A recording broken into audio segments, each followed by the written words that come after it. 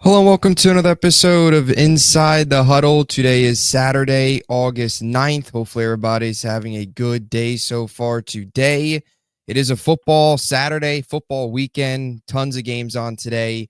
A couple games on Thursday, Friday, and tomorrow as well. Preseason week one is here. This is episode 74 of the Inside the Huddle podcast. Thank you as always for joining us. For those tuning in on YouTube, make sure to please like and subscribe. Appreciate your support. Preseason is here. We got a lot to discuss. Couple games already taken place over the last couple of days. Some training camp injury news as well out of LA, which is a tough blow for the Chargers. We'll get to that. But DiMari, football is on the television. That is a great sight. How's it going, man? Best time of the year up until February. Doing pretty good. I saw a post today. I think we no longer have Saturdays without football, so we are in for a very long ride after a long wait for football to come back. Finally, here, like you said, we have a handful of preseason games. We're here until obviously regular season. For those that love college right around the corner. First week being August 23rd, I believe. So yeah, full swing in football. This is a great time for a sports fan. You get some baseball playoffs in October when we can start really getting to the swing of things. So perfect time for a sports fan, and I could not be happier. Yeah, it's definitely right entering that best time of year for sports fans in general, but obviously NFL fans, college football fans as well. You mentioned no more Saturdays, just a couple more Sundays until the real thing. So it's exciting. And this weekend, it's been nice preseason. Yeah, it doesn't matter in the grand scheme of things in terms of results, but just seeing it back on the TV and starting to get that feel of football around the corner is always great. So, in the midst of week one preseason, we'll get to really some of the hottest stories here, some of the biggest takeaways. Of course, we'll get to Shedeur here to open things up, also discuss some of what's happening in Indy with the Anthony Richardson injury. We'll get to some Bengals stuff and obviously the Chargers and all that stuff injury later on. But we'll start here with the Browns. Shedeur Sanders made his debut, and it was very impressive. It was a very, very solid preseason appearance, preseason start for Shedeur. 14 of 23, 138 yards, 2 touchdowns, no picks. Looked good, looked comfortable. That's what you want to see. And through all of the talk around Shedeur and all of the criticism around him going back to draft night, into OTAs, mini camp, even now into training camp, he put together a really nice performance. And for now, deserves a lot of praise. It's only one preseason game, but you take the good, you move forward. It was a good start for him. What are your takeaways from Shedeur's performance? Yeah, I'm right with you, and I like how you ended that, where you take the good and you move forward. Yeah, it's one preseason game. Obviously, you know, all eyes are on him going into last night, but you could probably say half of the world probably wanted him to fail. The other half probably wanted him to be successful, and he was successful last night. So yeah, it might not be too much meaningful football, but for a guy like him that is fighting for a roster spot and that is fighting for a spot in the QB competition, that was a huge first outing for him. And I mean, you kind of have to be impressed with considering the amount of attention, the amount of media that he's been getting while he's been there. Obviously, got in some trouble off the field there, in training camp or a little before. So you got all these different things, all the spotlight on him, and the main thing he did was went play football and showed people why. At a point, he was projected to be a top 5 pick, so you can't forget that. So I'm liking the outing we've seen from Shedeur.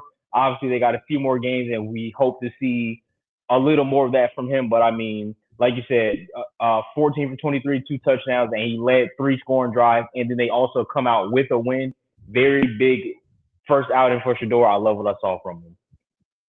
Yeah, for most draft picks, where Shedeur was, of course, selected in the 5th round, all the way in day number 3, your first preseason appearance isn't going to come with that much attention, that much media behind it, and that much big takeaways from a 5th round pick. But given, of course, Shedeur, this was a guy that in the beginning of the draft process you thought was going to go in the 1st round, potentially top 3, heck, potentially number 1 there for a little while. During more so the college season, but then Cam Ward, of course, started to separate himself. But Yeah, I mean, it was good. It was solid, and you have to give credit to him as well. I know, people like to just hate sometimes or troll or whatever, but he played well. And I know there's right. You mentioned some of the off the field stuff that he got into. Of course, Dion and all that.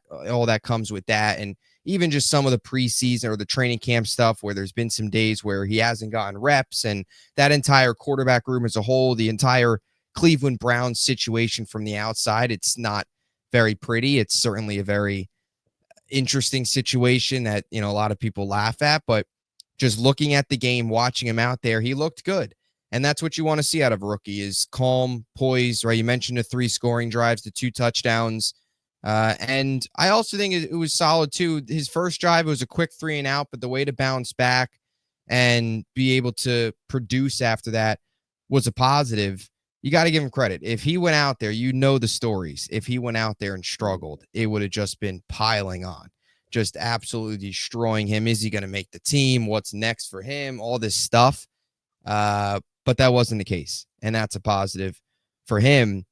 I guess moving forward now for Shedeur, what more do you want to see? Like, what's the next step? I guess more so just moving forward. He had the 2 touchdowns. I think one play that you probably would like to see him get back was where he was scrambling and basically running backwards for about 20 yards and then got to throw it away. But that's something that you kind of have to adjust at the NFL level. In college, you're going to have a lot more time to move around in the pocket and buy time. In the NFL, that's not the case. If you run backwards and you start doing spin moves and all that stuff in the pocket, it's not going to work. That would be one of my main critiques from him last night, seeing that one play. It's only one play, but moving forward, like what more do you think Cleveland wants to see, should see just from last night and building on that? Well, yeah, I'm right with you there on that one play. I know one you're talking about specifically where a little bit off of that, that was the big thing with Caleb Williams when he was in college and coming out, if that would get him in some trouble. So just getting rid of that ball a lot earlier. But for Cleveland and for Shedeur, I think it's going to be stay consistent. That's going to be the main thing. Obviously, they're going to break down the film, go through practice again, and then have another game next week. So it's really just not riding that high off of your first outing that one time. Because the first time that's all the nerves, that's the butterflies. Now that's out of his system. Now he could probably settle in a little more, be a lot more comfortable for that second preseason game. So I think it's probably going to be a lot more of remaining calm, staying comfortable, not riding the high from the first one, and then just expanding the offense a little more. Because they probably gave him a set amount of plays to run yesterday, which that isn't on him. That obviously every quarterback can go through that. But for going into that second week, I think kind of open up the offense a little more for Shedeur is what I think Cleveland's gonna want for him. But what I can say, what I do like to say, for you just mentioned the quarterback room where we kind of don't know what direction they're gonna go in. That's a very strong performance, very strong audition, and I think if he can continue this going to the next few preseason games, we could be talking about Shedeur as a starter come week 1. Yeah, it's definitely possible. And I think, too, what made last night so important for him is there's been a lot of negativity, it feels like, around Shedeur in training camp. I know he missed a couple days with, I believe it was the sore shoulder, which held him out of practice a couple days.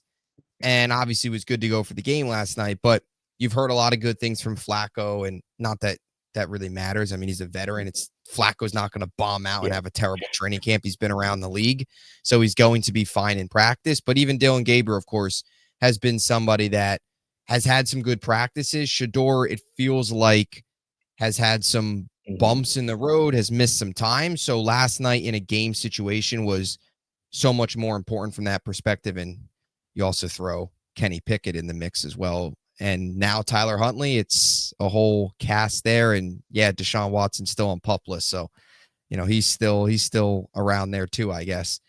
Not practicing. He won't play, but, still technically on the roster. So what I think too, just on Shedeur here, and then, as we kind of close things out and move on. But I think what I liked from Shedeur last night, we mentioned that one play where, you're scrambling, running backwards. And if you take a sack there, that's killer. That's like a 25-yard sack. That can't happen. So lucky to get it away. But in terms of what I did like from a pocket standpoint, the first touchdown both touchdowns were to Caden Davis. But the first one, he was rolling out to his left and put a really nice ball right to him in a perfect spot. A little bit of a tight window, but in the red zone, about 7 yards. Nice ball for the rookie. But I think what was good about Shedeur is they were moving around a little bit. He had that nice 10-yard scramble. He had a couple nice scrambles. I think it was about 19 yards, the biggest being that 10-yard gain. I think that was good to see because one of the things coming out of Colorado is he wasn't the most mobile. He didn't scramble a ton. He's more of your pocket passer. But to see him last night move around a little bit, the touchdown throw, the first one rolling to his left, and then, another one where, he was able to move out of the pocket and pick up, a chunk of yards. I think that's good to see and something that if he could continue to work on from a mobility perspective in the pocket, I think that's a positive. And then the second touchdown was really right on the money. I mean, it was a lower throw, but he had to get it low to fit it in the window. And another one of those situations in the red zone where you're down there and you capitalize and you want to capitalize in the red zone, especially in these preseason games as a rookie trying to make your mark. You get all the way down there and you don't want to just settle for field goals. You want to capitalize. He was able to do that. So just some other takes as well from last night's performance. And now you move forward and you continue to build on it and see what happens. I guess, what are your expectations for the rest of these Browns quarterbacks? Are we going to see Flacco? Like, what are your, I guess, expectations these next 2 preseason games? Last night, it was Shedeur's show. Tyler Huntley got some run too late. What do you feel next? I mean, you see Kenny Pickett. I mean, it's the next 3 guys. That room is so overloaded with quarterbacks. It's so hard to tell what direction they are going because you think a guy like Joe Flacco, what do you need preseason reps for? Consider someone that's been in the league for as long as he has. Kenny Pickett, maybe. Gabriel, maybe. It's just, I don't know what they're going to do. But for Cleveland, I mean, I kind of said it earlier. I'm going to say it again. Where you are moving forward, you are such a tough spot. Now I'm going from like the other QB angle of it. You are in such a tough spot when, your one guy goes out and perform how he performs his first time out. Because now anything short of that, you kind of underachieve the expectations, even though there's not too many expectations in preseason. It's just, hey, get some reps, don't turn the ball over. Let's learn from the mistakes in case you do. So for, moving forward for the other guys, I personally think it's probably want to go some Pickett, some Dylan Gabriel. I don't think Tyler Huntley is going to make that roster respectfully. That's not really a shot at him as a player. I don't think Joe Flacco needs the reps. So I think going into next week, you probably give Shedeur a little bit of more of a shot. You probably give him like a quarter, and then you run the rest of Pickett and Gabriel. But again, that room is so overloaded with QBs where there's no telling what 3 are going to be, the group going into week 1. But I'm glad that's the decision that I don't have to make. But as of now, I think, yeah, you got to give the other guys a shot. I think Shedeur kind of proved what he can give you just off this one outing. Yeah, definitely. And we'll see how it all continues to unfold and play out here. All right, let's get into some more quarterback news, and not necessarily good quarterback news for the Colts. Anthony Richardson. Well, I'll say this. The injury update's a positive. He's day to day with a dislocated pinky finger. So goes out with the injury early in the preseason game. Not what you want to see if you're a Colts fan. And for Anthony Richardson specifically, going down with an injury at this point, like a major injury, would be killer for him as he continues on with this quarterback competition. Daniel Jones, that opened up the door for him to get a lot of reps, get a lot of looks against the Baltimore Ravens. Kind of a mixed bag for him. 10 of 21, 144 yards. Richardson only threw 3 passes prior to the injury. He was 2 of 3. And that continues to be the big knock on Richardson, is just the health factor. Not that it was his fault. It wasn't like he was scrambling and got drilled from being reckless with his body. But the Colts quarterback competition is, Daniel Jones didn't look great, and Richardson goes down with the injury. Not necessarily a great preseason game 1. What are your thoughts on that situation? You said exactly what I was going to say. Daniel Jones did not look great. So I think that honestly helped Anthony Richardson out, considering, like you said, 10 for 21, 144, and it was just boring football. It was a boring, like, brand of football I was watching from Daniel Jones when he kind of stepped in for Richardson. So I think with I don't want to call it an awful performance, but for a guy that's starting in this league, you expect more from him in preseason. I know I just contradicted myself right before we was on the Cleveland segment where I said, hey, there's no expectations in preseason. But for a guy that's been in the league, that has been a starter, that's played in a playoff game, there's expectations compared to a rookie or a second year guy. Like, it's completely different. So for Daniel Jones, yeah, it was kind of disappointing to see how he went out. And obviously it could be rust. There could be a factor of many things. But I honestly think in a way it still continued to help Anthony Richardson out, even though he only played, a limited amount of time. I think it was 7 plays to be exact. But for him, yeah, it's a dislocated pinky, and they day by day, like you said. And if you look at the play again, it really wasn't his fault, which it could have been a miscommunication on kind of moving the line to the blitz. I don't know if DJ Giddens just missed the block, but it was just clear off the edge, and Richardson did not see it coming. But luckily for him, it's not too serious. But I am right on board with you. Where if you're a Colts fan, you're kind of biting your nails. You're kind of shaky. You don't know what it's going to be because one guy health is obviously been an issue for him since he got in the league, and some other things being inaccurate.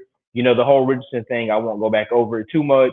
Daniel Jones did not look great, and we know the Ravens defense is always great, no matter if it's preseason or no matter if it's regular season. That's going to be a great unit of football. But Daniel Jones looked like a rookie, and it doesn't help the case for the QB competition. So, Colts fans, I'm kind of sorry with what you're dealing with. Like, there's no clear, obvious answer right now, but I guess we'll see when Richardson gets back where things go. But right now, it's still a question mark of who's going to be your quarterback for week 1. Yeah, definitely. And for Richardson, what's tough too is about the injury, and I'll say that, and I'll add on to what you say.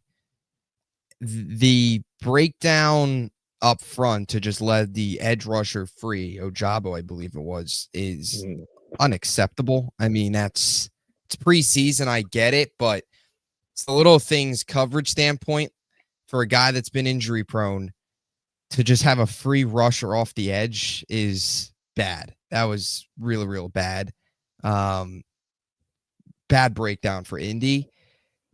I'll say this, and you mentioned it with Daniel Jones. This is a guy that's gone on the road and won a playoff game before. You would think preseason-wise he would look better. Now, he did have – there was a couple of drops, and there was I believe it was offensive pass interference on a touchdown. So you did have some of that wasn't Daniel Jones's fault, but 10 of 21 is 10 of 21, and I don't know. He's just – what stinks about Richardson going down in that game is he could use the reps.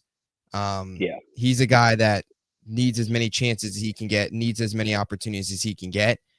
Just Daniel Jones, at least with Richardson in this quarterback battle, the ceiling is high in terms of something clicks and he can be a future guy for maybe not the total future, but at least productive for this season. Daniel Jones is just so boring. Like, you're not, I'm sorry, but seeing some of those plays and just seeing him out there, he doesn't provide much of any winning quarterback play. It got so bad towards the end with the Giants and then in that preseason game. I mean, that is a typical Daniel Jones stat line. That's typical. It's not many yards. Yeah. And I get he didn't play the whole game, but I don't know. If you're the Colts, I don't know what you do. I mean, Daniel Jones he's terrible. He's not a good quarterback. And I mean, how much is now with Richard isn't bad, but how many games is this team going to win with Daniel Jones? 4? 5 or 4. 5. But it kind of makes me wonder, and I want to see your side of it. If you're the Colts and you roll into week 1, and let's say Richardson is your starter, or you decide to roll out and Daniel Jones is your starter, how short is the leash for either guy? Because Richardson, I think this is your make or break a year. Like, you have to give us something at this stage of your career. And then obviously Daniel Jones, we've just mentioned his kind of record, his track record at least. So if you're the Colts, and at what point one of these guys is your week one. When do you pull the leash? When do you go to the other guy if there are struggles? Yeah, that's a good question. I think I think you can make the case for both being pretty early. I guess with Daniel Jones, he might have a shorter leash if he is the starter because you might just at that point, if they're 0-3, 0-4, whatever, and he looks terrible, what is there to see in Daniel Jones? He's already got 6 years with the Giants. It obviously blew up at the end. In terms of Anthony Richardson, I think he might have a little bit of a longer leash just because he is still young. And from the Colts perspective, you're still banking on the hope that he can find something. And, we saw in 2023, while it was such a small sample size, but those first 3 games of his career where he had the 2 touchdowns against the Rams and then even the opener against the Jaguars. Now, he got hurt in those games and he only played, 4 games that year, but he showed you flashes. And then last year took the massive step back. I think with Richardson, it would be a longer leash just because he's still 23 years old. He's only in year 3. You're hoping that give him time and eventually he can find it. With Daniel Jones, if he's struggling, what is there to see? What is there? Why keep him out there? Now, you could also make the same case the opposite way, and that is if Richardson is struggling, do you then, and he looks terrible, do you then go to Daniel Jones, who is more the experienced veteran, I guess, to try and stabilize things? But it's tough. I would think Daniel Jones would have the shorter leash. Richardson would have the longer leash. I mean, the fact that Richardson's still here and he's still probably will start, I'd assume. So We'll see. What do you think? It's at what point? I'm right with you too. I'm right on board where I think the leash for Richardson's a little longer, but it's kind of I can't remember a situation similar. I know there's been one, but a guy year 3, year 4, where it's just the point where it's like, okay, this isn't working out. Let's move on. Like it's that point with Richardson, or we're getting close because every time we talk about Richardson and you're mentioning now, it's injuries, and we say this all the time: availability is the best ability. So for a guy that's might be super talented and has yet to unlock all his athleticism and his talent, if he can't stay on the field, what does it matter? So I think for him, his main thing is going to be trying to stay healthy. Dislocated pinky me, I mean, we're probably both assuming he should be ready for week one. But again, not Yeah. having those reps in practice, not having those reps in preseason kind of hurts your chances in the competition. But then again, if Daniel Jones goes out and looks like this again next week, you have nothing to worry about. But for Richardson, and his case of it, yeah, if you can't stay healthy and the coach get to a point where, hey, health is a thing, we haven't won more than 8 games with you, at what point do they move on? So I think that is the year for Richardson, honestly, but I do think they're going to be more lenient with him before they move on to Daniel Jones, but he has to prove something this year, because if not, again, we could be talking about him in a new uniform next season. Yeah, and it definitely sounds promising from Richardson's health. I mean, I think he was doing some throwing on the sidelines, so feels like he'll be back sooner rather than later. But yeah, I mean, what you also have to, think about too when evaluating the situation is it feels like it feels like this might be it for Shane Steichen. Like if they stink this year, not only is Chris Ballard, he should probably be out, the general manager. I don't know how he still has a job, which is ridiculous. I mean, his contract goes until 2026, so he's technically under contract for this year and next year.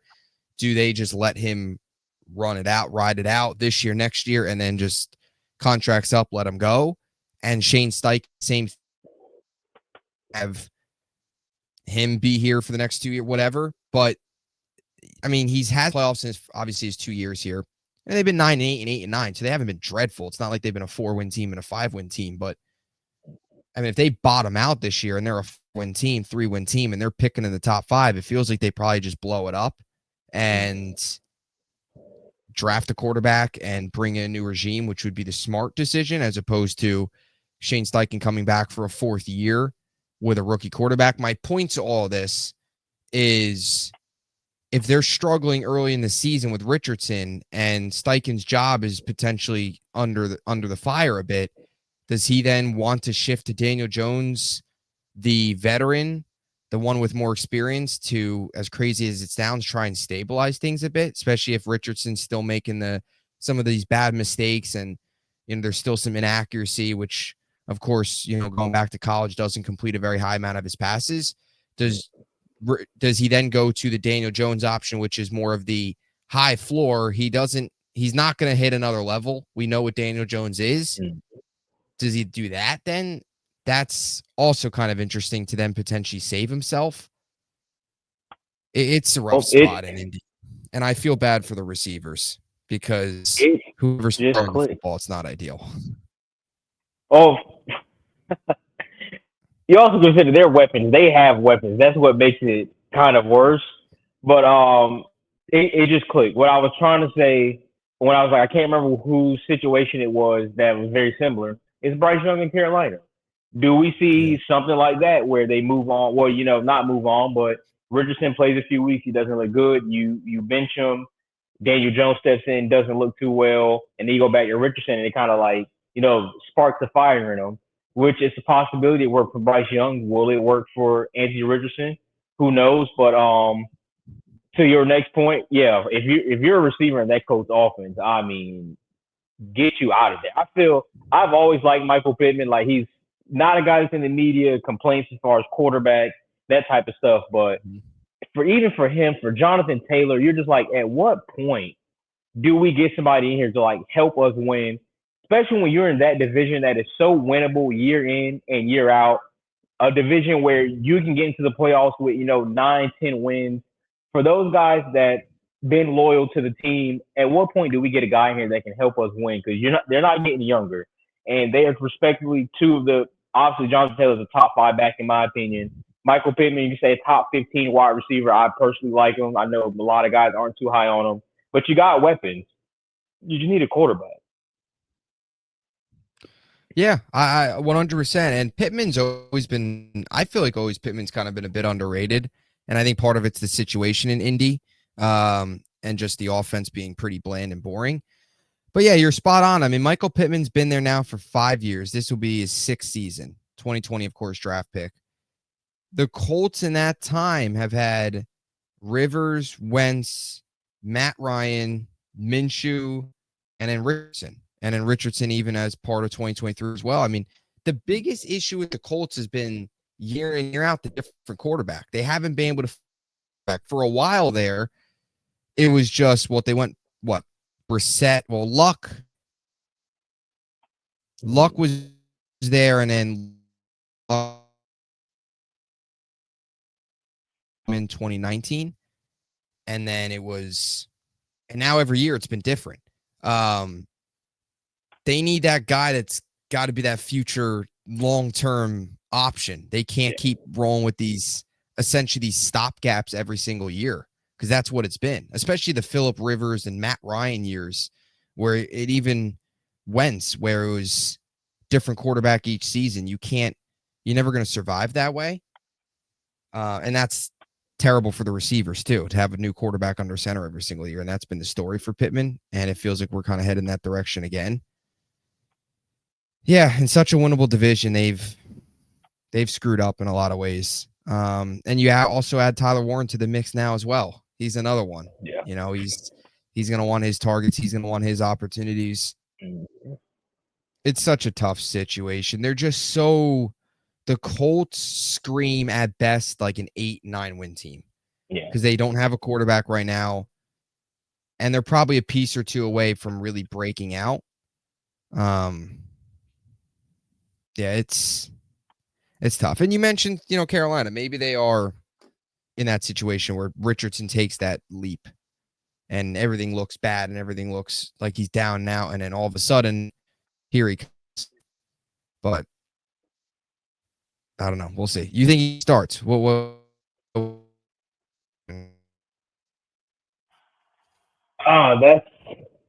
kind of tough because, again, if he's not getting the reps at this moment, this is doorway for Daniel Jones. So I think it's depending on how long Richardson is truthfully out. But if I had to take a guess, if I had to roll the dice, I think Richardson will be the starter come day one. Yeah.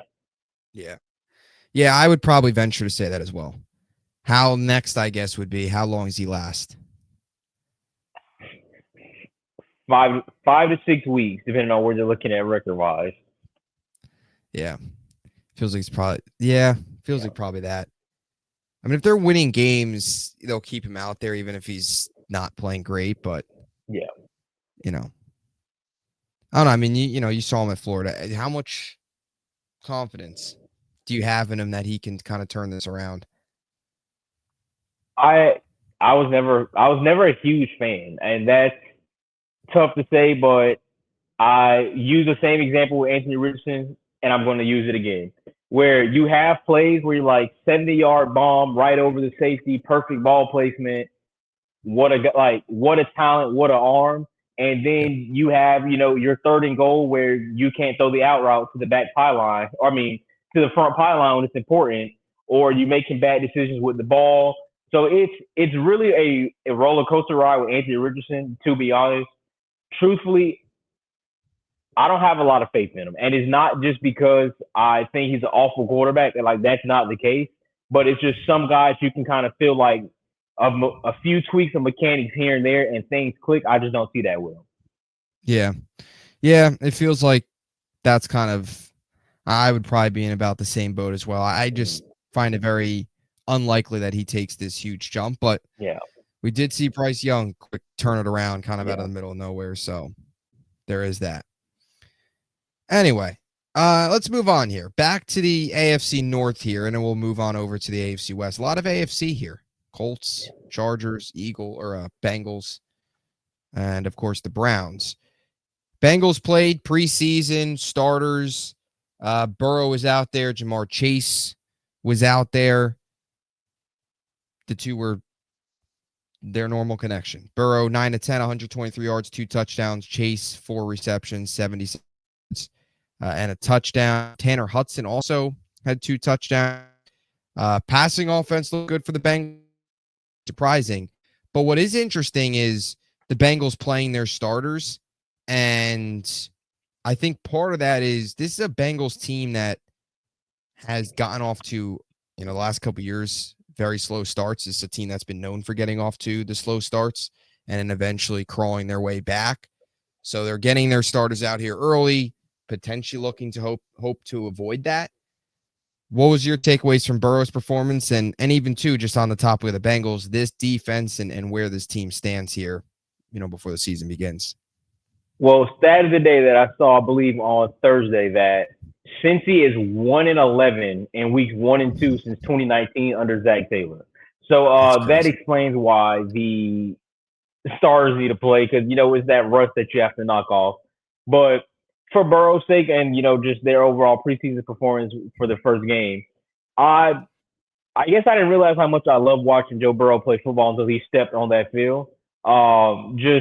I don't know, he's just different. Something about Joe Burrow is just so different, just so fluid how he plays the game. Like, I just love watching Joe Burrow play ball. So really not unexpected, if anything, for Joe Burrow. You're kind of just like, oh, okay, the usual Joe Burrow day. So that was great from that end of it. Obviously, Jamar Chase, you mentioned too, still seeing that connection going pretty strong. You can argue best quarterback, wide receiver duo in football. So good to see those guys kind of connecting earlier. I think they both have another pretty big year. That's on the other side of the ball. You said it off air, and it was the perfect way to say it, where it said, well, Cincy doing what Cincy does, and that is awful defense. I mean, who is Tanner McKee, and why was he 20 for 25, 252, and 2 touchdowns against your defense? And yes, obviously the starters did not play the whole entire game. This guy was 20 for 25, 252, and 2 touchdowns. That's a good Daniel Jones game. I know I just threw a Daniel Jones shot or a stray. That's a very efficient Daniel Jones game right there. You put Daniel Jones in MVP category if he has a game like that. And you let this backup quarterback for Philly step in and completely shred your defense like that. And yeah, you also said it was quite fitting for them to go ahead and out there and score with it 27 points and still find a way to lose. Yep. Um, I'm starting to think it's not I the players and it's the system. It's bad.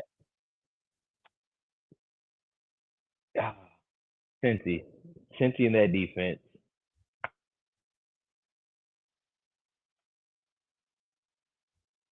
yeah. It's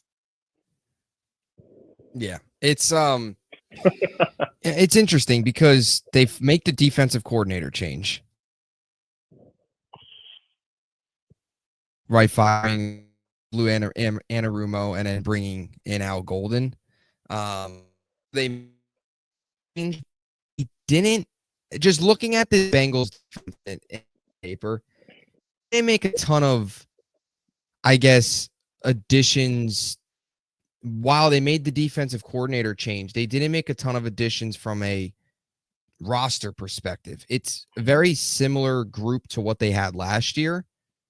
And that, I think, concerns you if you're the Bengals. And you mentioned thinking it's potentially the system or, I don't know, the water in Cincinnati that they just can't even stop Tanner McKee in preseason week 1.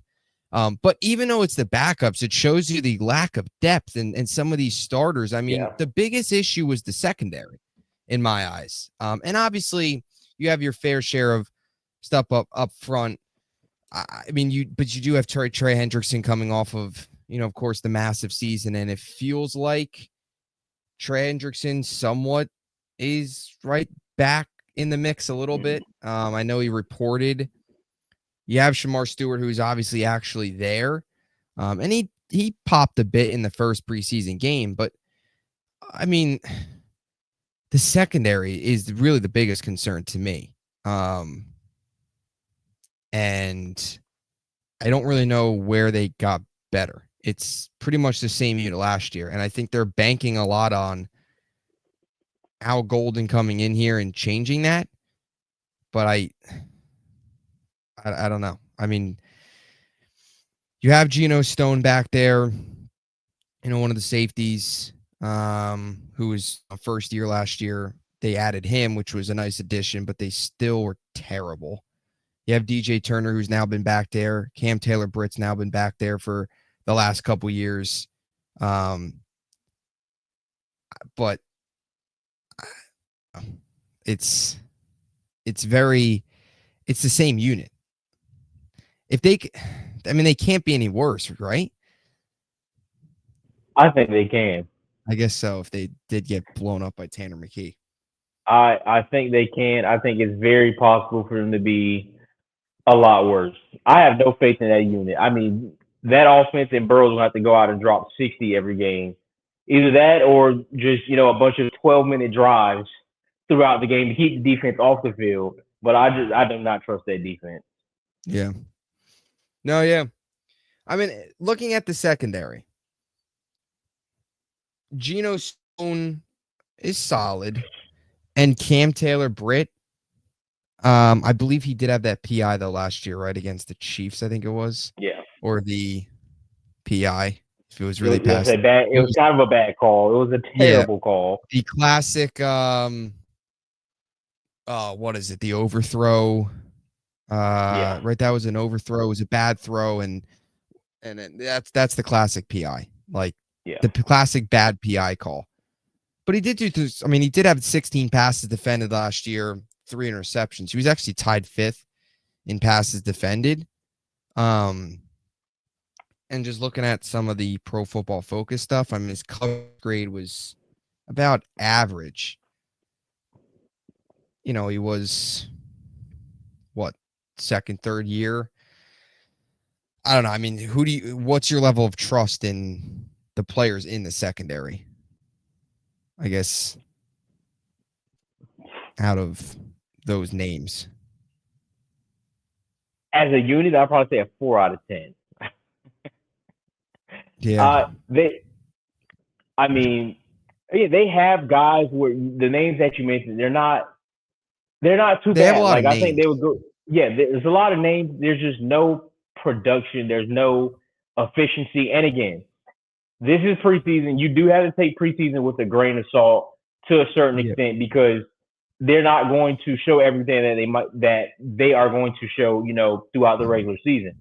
But again, you got a backup quarterback that comes in here and completely torches you for the amount of time that you played. You get a little nervous because you're like, here we go again, same old thing from last year. This is what kept us out of the playoffs. So there's nothing that shows, well, hey, our unit looks better. So I guess we can only tell as time goes on, as we get through these next few games and as the regular season goes. But if I'm a Cincy fan right now, no, I am concerned about what this defense is going to look like.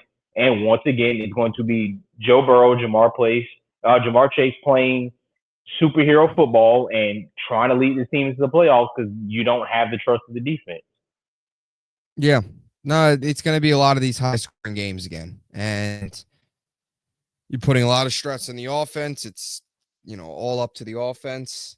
That's really where we've gotten to at this point with this group. They do have a soft landing spot early in the year. They play Cleveland to open up in Jacksonville. Those feel like you've got to win those two games. Just looking at the schedule and some of the slow starts that they've had and an opportunity for their defense early to try and build some momentum. I mean, geez, if they go out there and against Cleveland and let up 30, I'm sorry. I don't know what. It might as well just. There's no hope. They got to call us up at that point and have us play. I mean, that's a problem. And then you get Jacksonville, Minnesota. Feels like some mixed reports out of there with J.J. McCarthy in terms of how good he's actually been. There's been some days, been some good. There's been some bad, kind of a mixed bag type of camp for him.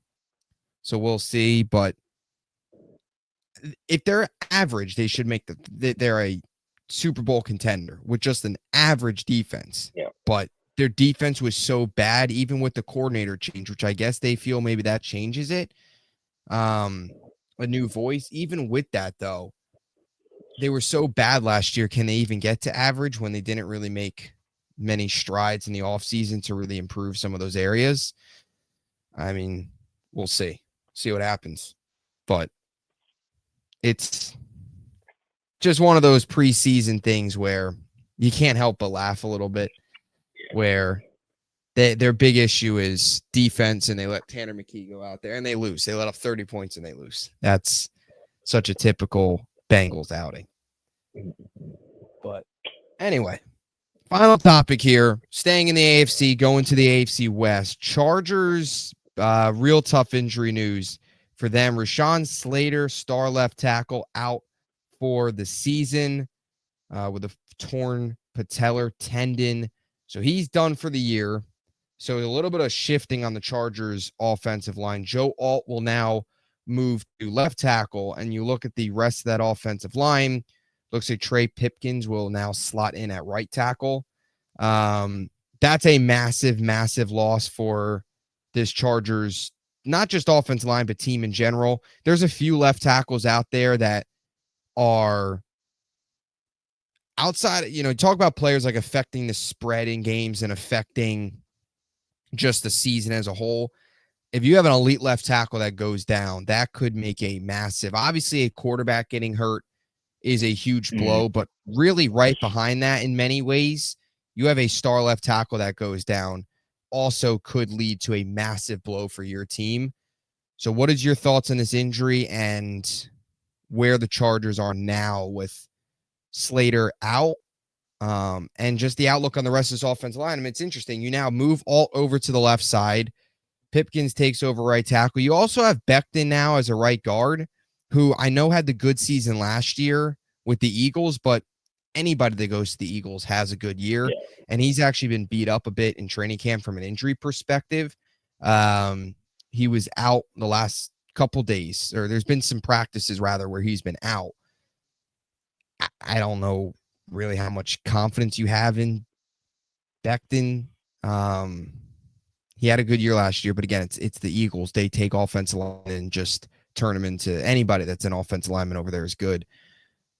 What are your thoughts, though, on this injury and the impact it has on this team? Yeah, so it's funny you started off kind of saying, if he's one of those players that can kind of impact the spread on a game and those type of things, because when I saw the injury, my first thing was, hey, if you are a betting man that's betting on the Chargers to win that division, I think you might want to cash out of that bet. Obviously a huge blow. Obviously, Joe Alt getting moved over is going to help out a lot. You always want your quarterback's blind side to be the most protected side, but it sucks for the Chargers because for a guy like Herbert who has dealt with injuries, not season ending, but has played almost every year banged up since he's been in the league. It seems like there's always some report coming out of there that there's something nagging Justin Herbert. It sucks. You thought this year you finally get a line that you built around him that you're comfortable in, and you add the additions of some pieces in free agency. And we've talked about this division how we think is more wide open than others might think where division is fairly wide open, but now you get your left tackle is out for the year, and it sucks, and it's going to be I don't want to call it a major setback for the Chargers, but it's going to have a huge effect. This was a team we both thought was going to be competitive enough in that division. I still think they will be, but I just think without Slater, I mean, this team really doesn't have that much of a shot to win the division.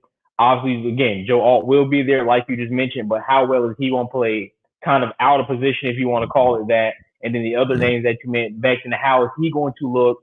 You said it perfectly. I think you know a lot about Becton with his time with the Jets of what he really brings, what he really offers. So with Philly, yeah, I mean, I probably can get a 5-year deal extension as an offensive lineman if I block for Saquon as well.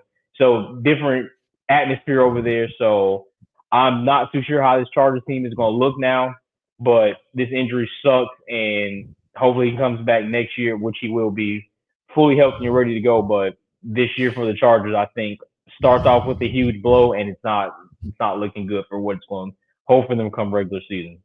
Yeah, definitely. And I have nothing against Becton, but yeah, I mean it's Philly number 1 and number 2. Obviously a lot of bad with the Jets. He did trash the Jets a little bit on his way out when he was saying, how much of a difference it is from playing with the Eagles to the Jets, and the difference in which I can't say he's wrong. I mean, he's probably very correct about that, just the day-to-day operations. But no, I mean, it's an unknown. I mean, how many Eagles players? I mean, they picked up Jordan Mailata, right? He was a rugby player, and now he's one of the best offensive linemen in the NFL. Like they pick up guys off the street and turn them into just monsters. That's what the Eagles do over there. So there's no guarantee that Becton, who now earned this big contract, is going to, I'm not saying he's going to be terrible, but is he going to be as good as he was last year? And last year, he was also, the offensive line was put up on such a pedestal too in Philly because of Saquon Barkley and blocking in front of him and all that stuff. We'll see what that run game looks like this year. But yeah, I think you're spot on with the Chargers. I think this affects their ceiling a lot and their chances to win the division. I just think the Chargers now, and even before this in a way, they feel a lot like a very high floor team where they're a 10-win team. I don't think that they're not going to bottom out. Herbert's not going to bottom out as long as he's healthy. And Harbaugh, they're not going to be a 5-win team with Harbaugh. But Herbert at even quarterback, and we've talked a lot about Justin Herbert and how really where he ranks and what he brings to the table, and is he really able to elevate? Like, to me, he's another one of them high floor quarterbacks. He's not elite. He's not, I don't think, going to ever take the team to another level, but are they going to be a 10-win team if he's healthy? Yes. Are they like a 12-win team? Are they a division winning team good enough? I don't think so. They're not going to be bad because of Harbaugh, but this does put a little bit of damper in it. And just them as a whole, they don't pop as this crazy, talented, insane, watch out 13-win football team. They did win 11 games last year, but then of course you have the ugly postseason loss. They just feel like 10 wins, potential, maybe not make the playoffs, but potential wild card exit again. That's kind of what it feels like. Yeah, 9 to 10. And sorry, I didn't mean to cut you off there, but 9 to 10. And we talked about the Broncos, which obviously are second favorite to win that division. A lot of people think they are going to win the division. We think the Raiders are going to be a lot better. And we didn't really get much of a sample size to go off of the Raiders and what their offense might have looked like. Genty had 3 carries the other night. So we think the Raiders will be a lot better. That offense will be good. So, yeah, I mean, I'm right with you. I don't think they're completely spiral out 5 to 6 wins. We're probably talking about 9 to 10, but in that division, 9 to 10 might not get you a playoff spot. But if they do make it, yeah, I think they're a wild card exit. Yeah, and especially depending on what happens in Vegas and even just the rest of the AFC as well as you look at the rest of these playoff teams and how they all play out. But even the receiving core, they did add Keenan Allen. You see what you get out of Trey Harris, Quentin Johnson. You got Ladd McConkey. Not a crazy eye-popping group either, but they've got some pieces, got some experience, a lot of young guys there. Of course, Trey Harris, the rookie, and Ladd McConkey entering year 2. Keenan Allen, of course, the seasoned vet.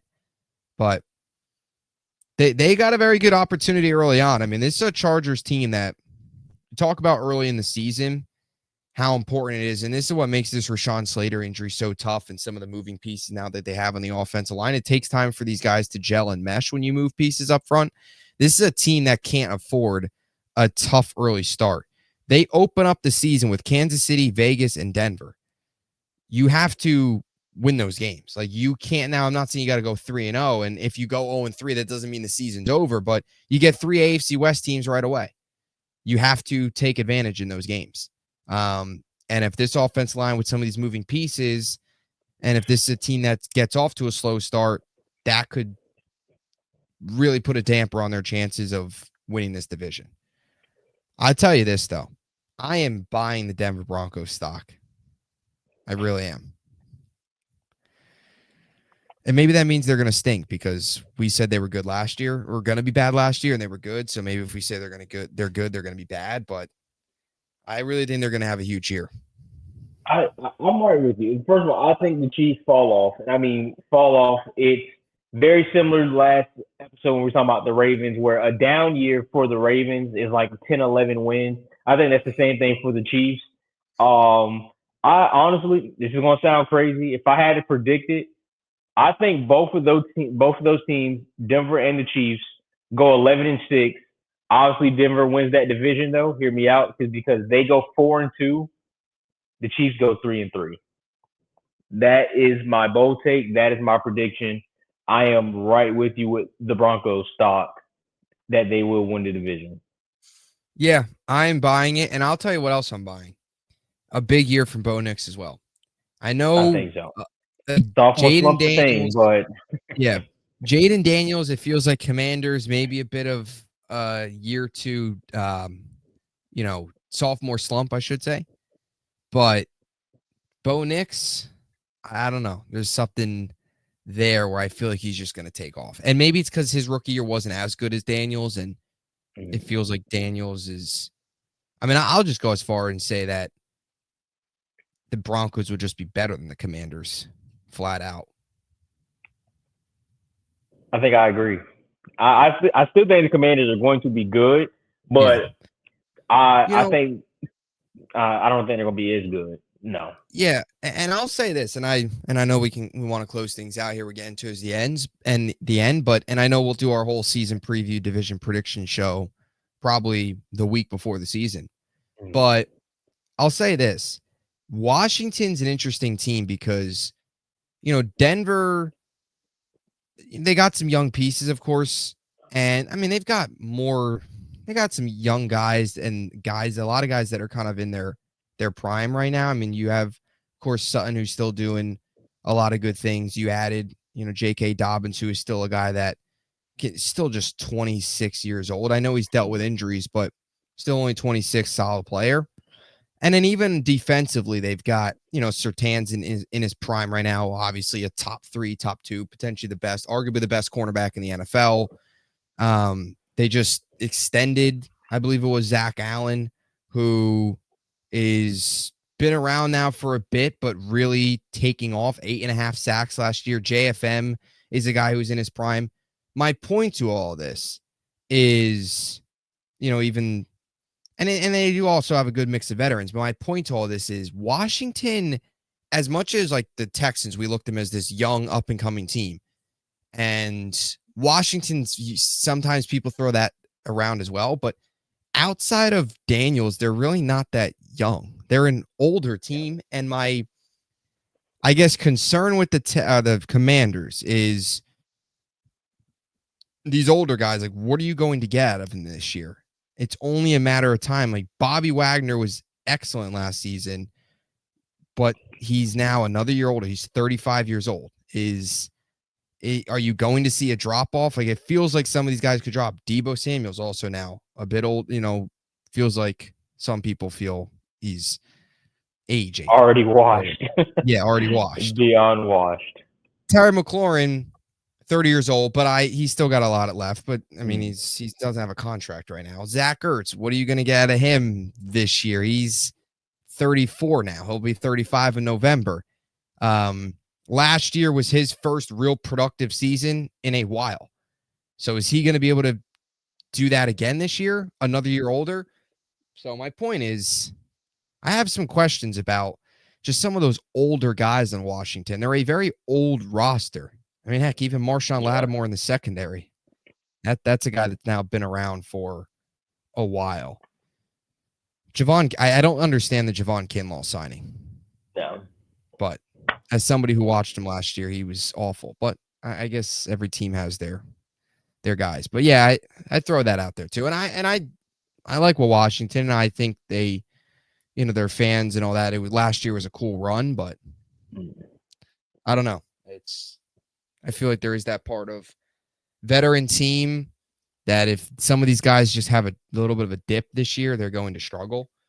Denver, I don't really see that as much, but yeah. I guess I'm right on board. I mean, briefly, it kind of reminds me of the situation with like the Dallas Mavericks, where you got all these fairly older guys that still are productive, and you bring in a young Cooper Flag, where very similar, where young Jaden Daniels and these older guys. So in a weird way, and I guess considering they did make the NFC Championship last year, it almost seems like for a team that has not been to the Super Bowl, like they have a 2 to 3 window to achieve a Super Bowl before, it's a complete rebuild, which is quite crazy considering the youth at quarterback.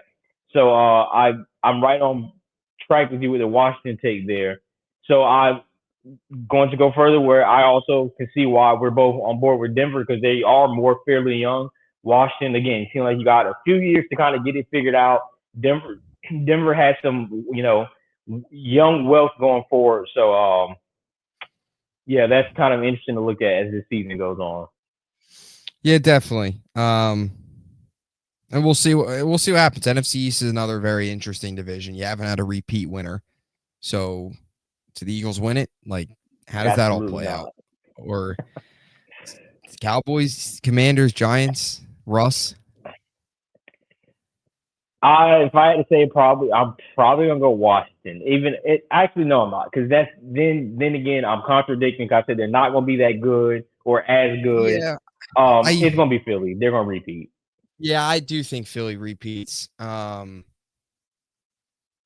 think I don't know. I just don't think Washington's gonna get to the title game. Like, they still might make the playoffs. I don't think they're gonna get to the title game, and that's another thing too. And it's no fault of their own. They set the bar so high that if they don't get to the title game, essentially this year is worse.